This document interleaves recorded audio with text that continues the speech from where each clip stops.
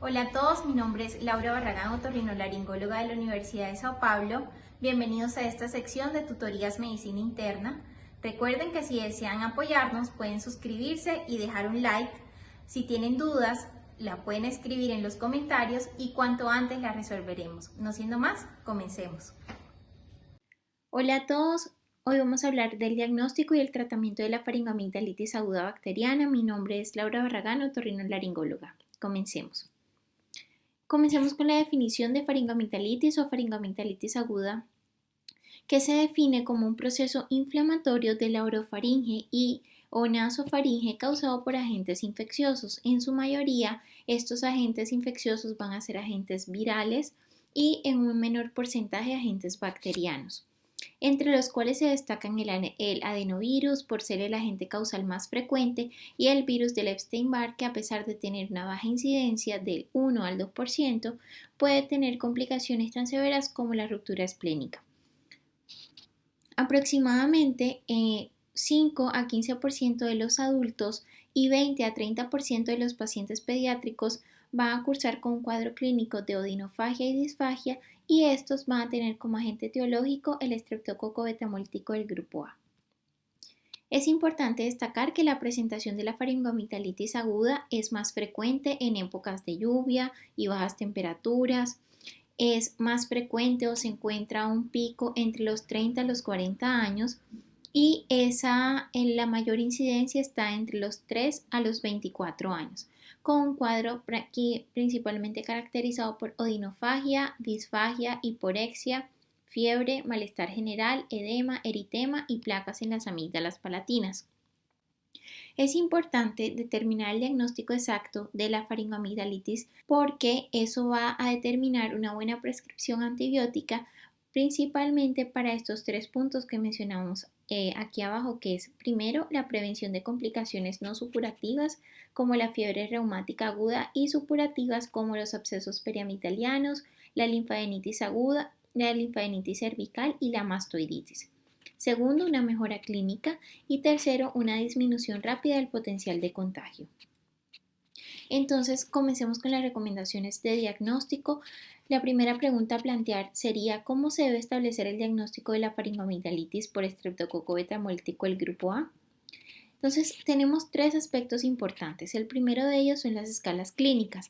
Existen ciertas características clínicas que sugieren el Streptococcus betamóltico del grupo A como un agente etiológico de la faringoamigdalitis aguda, tales como odinofagia de rápida instauración, fiebre, cefalea, náuseas, vómito, dolor abdominal y hallazgos al examen físico como, por ejemplo, eritema faringoamigdaliano con exudados o sin ellos, linfadenitis cervical, edema en la úvula, petequias en el paladar e incluso exantema escarlatiniforme. Sin embargo, ninguno de estos hallazgos son específicos, por eso es que mencionamos aquí, esos hallazgos clínicos son inespecíficos.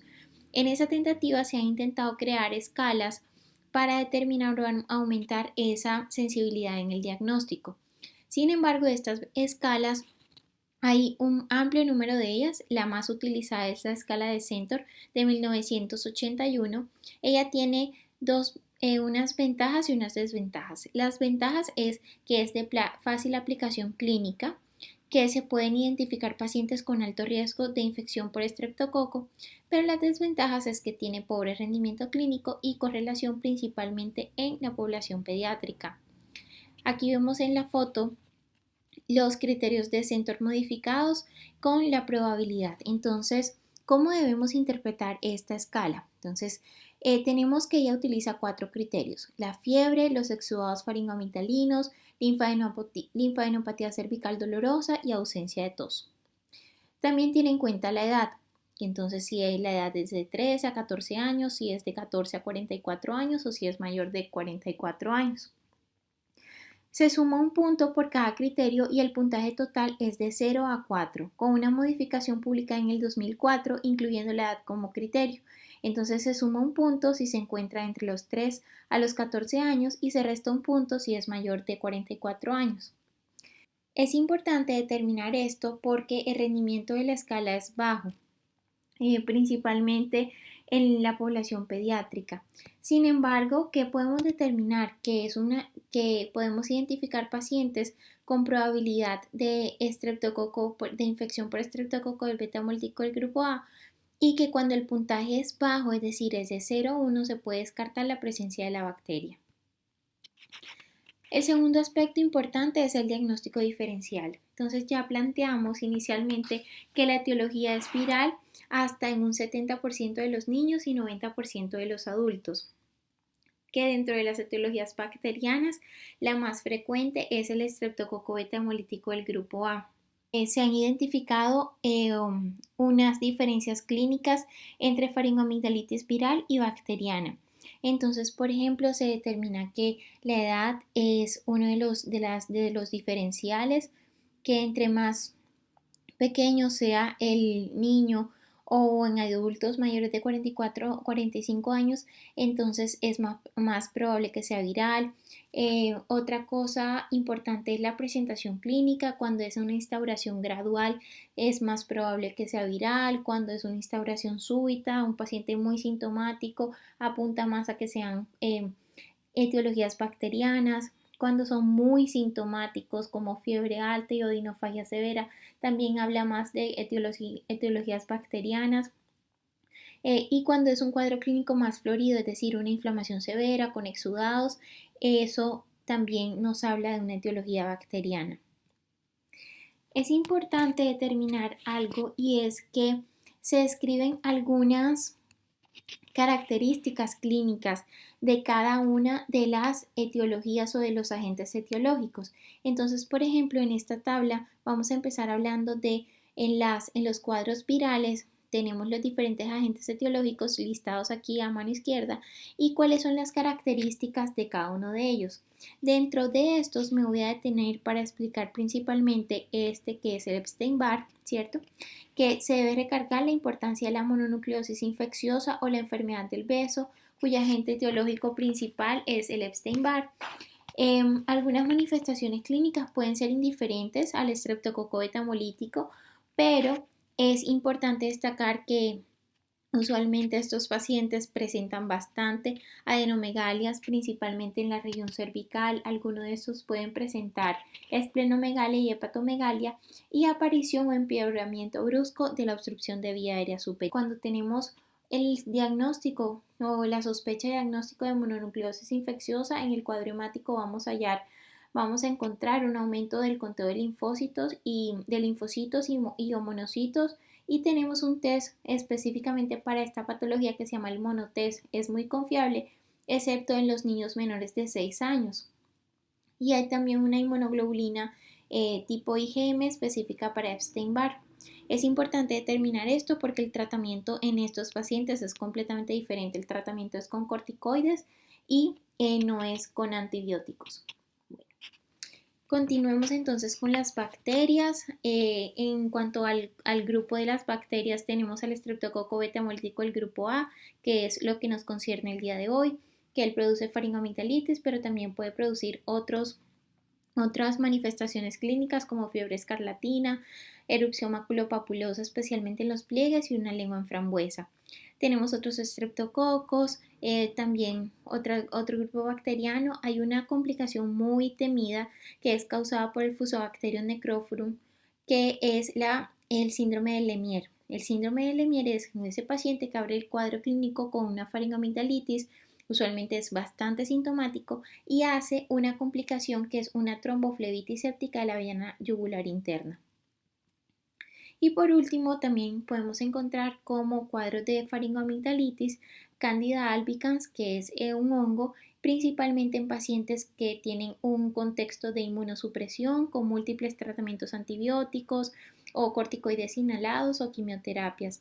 Característicamente se presenta como un exudado blanquecino en faringe y cavidad oral sin fiebre ni adenitis.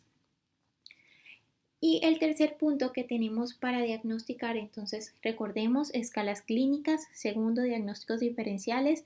Tercero, la tercera herramienta sería entonces las pruebas diagnósticas.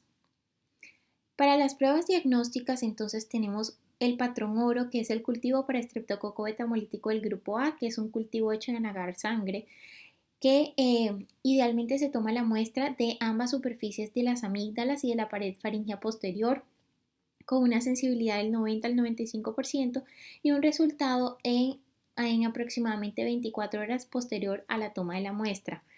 ¿Qué tenemos como ventajoso en este caso? Que es económico, que es fácil y que tiene alta sensibilidad y especificidad.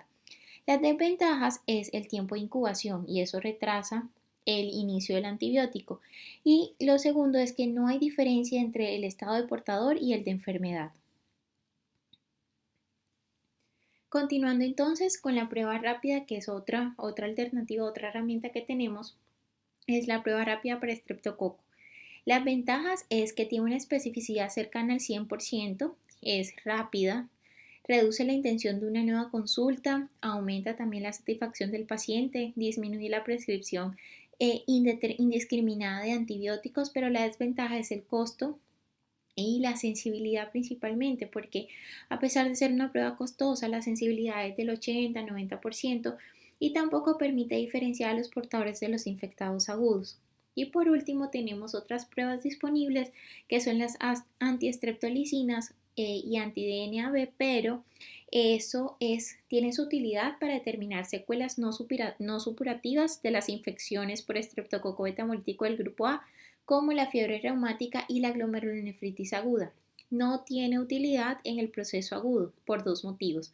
Uno, porque ellos se elevan a partir de la tercera o la octava semana luego del proceso infeccioso. Y segundo, porque persisten elevado toda la vida. Entonces, no nos ayudan en el cuadro agudo. Siendo así, entonces, ¿quiénes deben ser evaluados para faringoamigdalitis por estreptococo betamolítico del grupo A?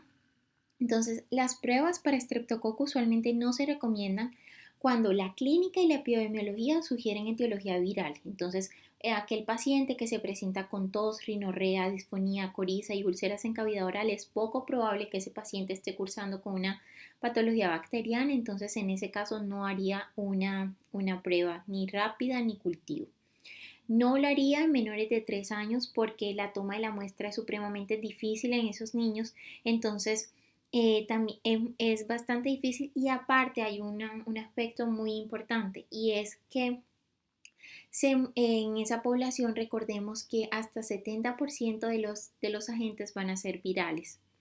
No hacemos cultivos ni pruebas rápidas después del uso prolongado y adecuado de antibiótico, es decir, llegó un paciente que ya tuvo cuadro de faringoamigdalitis, que recibió su tratamiento durante 10 días y el paciente tiene una sospecha de recurrencia. En ese paciente no hacemos pruebas.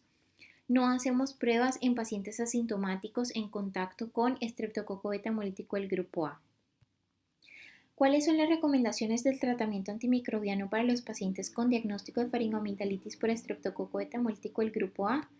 Entonces, el tratamiento, para llevarlo a cabo, tenemos que tener en cuenta ciertos preceptos que son bastante importantes.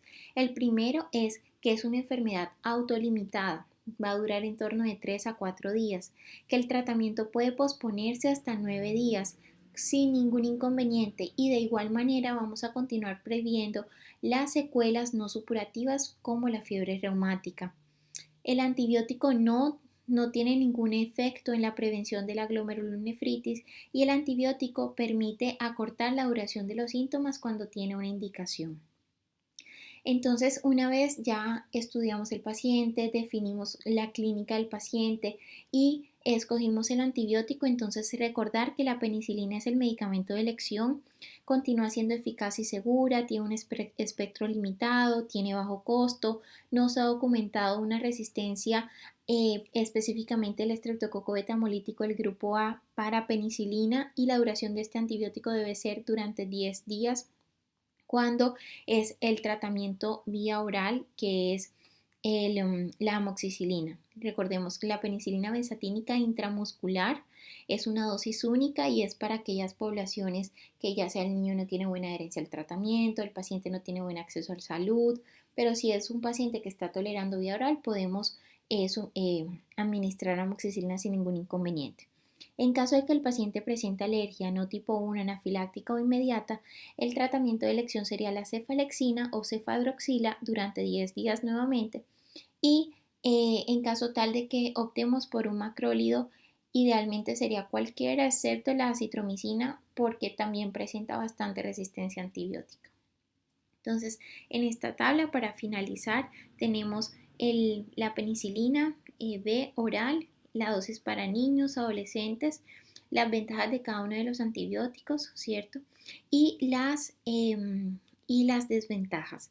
En cuanto a la penicilina particularmente, entonces es una recomendación A, es un medicamento de bajo costo, tiene mínimos efectos secundarios, tiene un espectro antimicrobiano estrecho y en niños se puede usar 250 miligramos 2 a 3 veces al día o en adolescentes y adultos 250 miligramos 4 veces al día o 500 miligramos 2 veces al día durante 10 días. Eso son, por ejemplo, pacientes que vamos a optar por el tratamiento con penicilina B oral. Y la amoxicilina oral es en una dosis de 50 miligramos kilo en dosis única diaria, máximo 1 gramo, o de 220 o de 25 miligramos kilo cada 12 horas durante 10 días nuevamente. Ahora, la penicilina G benzatínica intramuscular, recordemos, es dosis única y va a depender si el paciente es menor o mayor de 20 kilogramos. Si es menor es 600.000 unidades, si es mayor es 1.200.000 unidades. Esto para la dosis pediátrica principalmente. La recomendación es un nivel A de evidencia y la ventaja comparado con las opciones de tratamiento oral que tenemos es que la penicilina benzatínica es, como es dosis única, asegura el cumplimiento del tratamiento. La desventaja es que duele muchísimo al momento de aplicarla y puede presentar una reacción alérgica más severa. Ahora el paciente o la población de pacientes que sean alérgicos a los betalactámicos tenemos entonces cefalexina, cefadroxilo o los macrolidios que también muestran una opción de antibiótico. Muchas gracias, espero que haya quedado claro. Cualquier duda, comentario, sugerencia, no olviden dejarlo en los comentarios y con muchísimo gusto los vamos a responder.